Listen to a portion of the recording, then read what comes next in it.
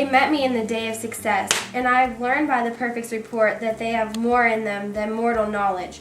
When I burned in desire to question them further, they made themselves air, into which they vanished. Whilst I stood wrapped in the wonder of it, came missives from the king, who all hailed me Thane of Cawdor, by which title, before, their weird sisters saluted me, and referred me to the coming on of time. With Hail King that shalt be, this have I thought good to deliver thee, my dearest partner of greatness, that thou mightest not lose the dues of rejoicing, by being ignorant of what greatness is promised thee. Lay it to thy heart in farewell, Macbeth. Promised thou art in Cawdor, and shalt be. What thou art promised, yet do I fear thy nature? It is too full of the milk of human kindness.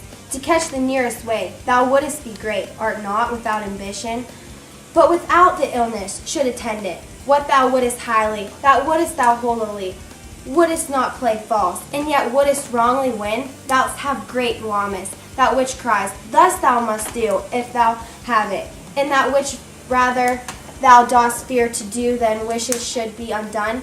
Hie thee hither, that I may pour my spirits in thy chastise with the valor of my tongue, all that impedes thee from the golden round, which fate and metaphysical aid doth seem to have thee crowned withal.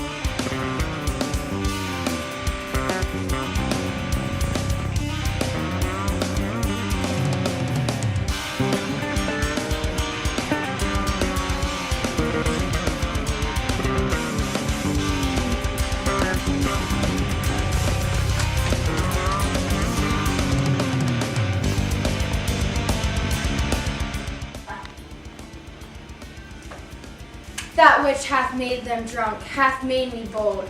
What hath quenched them hath given me fire. Hark! Peace!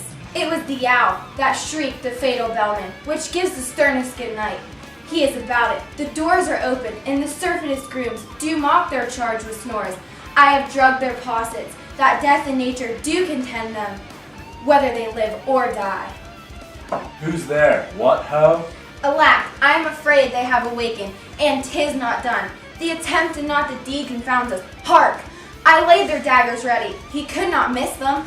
Had he not resembled my father as he slept, I had done it. My husband. I have done thy deed. Didst thou not hear a noise? I heard the owl scream and the crickets cry. Did not you speak? When?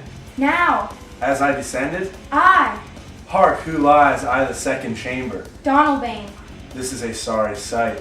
A foolish thought to say a sorry sight. There's one did laugh in the sleep, and one cried, murder, that they did wake each other. I stood and I heard them, but they did say their prayer, and addressed them again to sleep. There are two lodged together. One cried, God bless us, and amen. The other, as they had seen me with these hangman's hands, listening their fear, I could not say amen when they did say, God bless us. Consider it not so deeply. But wherefore could not I pronounce amen? I had most need of blessing, and amen stuck in my throat.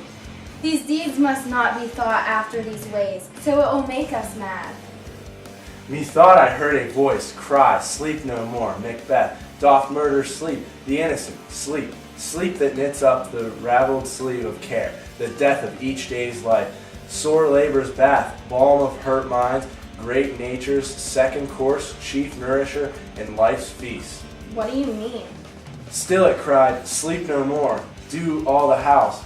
Glamis hath murdered sleep, and therefore Cawdor shall sleep no more. Macbeth shall sleep no more.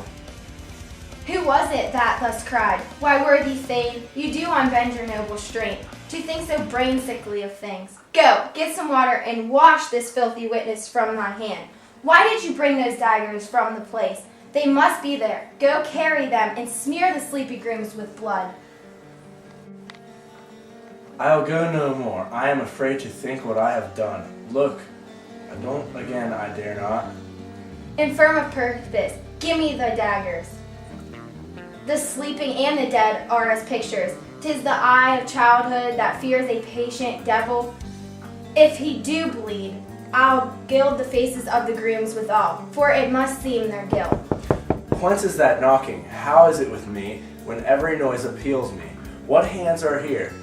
Ha, they pluck out my eyes, while all great Neptune's ocean wash this blood clean from my hand. No, this my hand will rather, the multitudinous seas incarnadine, making the green one red. My hands are of your color, but I shame wear a heart so white. I hear a knocking at the south entry. Retire we to our chamber. A little water clears us of this deed. How easy it is then. Your constancy hath left you unattended. Hark, more knocking. Get on your nightgown. Next occasion call us and show us to be watchers. Be not lost so poorly in your thoughts. To know my deed, 'twere best not know myself. Make Duncan with thy knocking, I would thou couldst.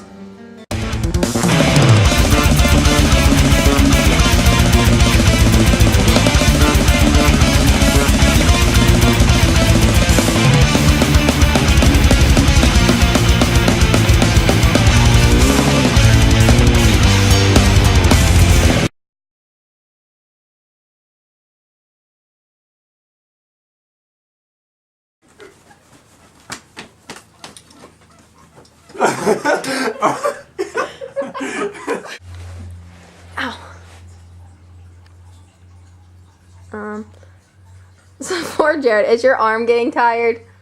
No, go ahead, keep going. Ready? Sure. Okay. I'll do that in one second. Well, you can watch it. I was getting his stomach in it. Really? A little, not bad. Here, I'll show you. I'll edit that out. One cry, sleep no more. Macbeth doth murder sleep. The innocent sleep, sleep that knits up the ruffles. Go. Me. Why, worthy Thane, you do unbend your worthy. Oh man. Go get some water and wash these filthy hands. Crap. Start over. Who was it that thus cried? Why, worthy Thane, you ought to carry them and smear the sleepy grooms? Yeah. Who was it that thus cried? Why, who was Oh. it? Blood. I'll go no more. I am afraid to think what I have afraid to. We need to stop. Whence is that knocking? How is it with me, when every noise appeals me? Oh, I knocking. I would thou couldst. You filming my gimp or my boobs? Both.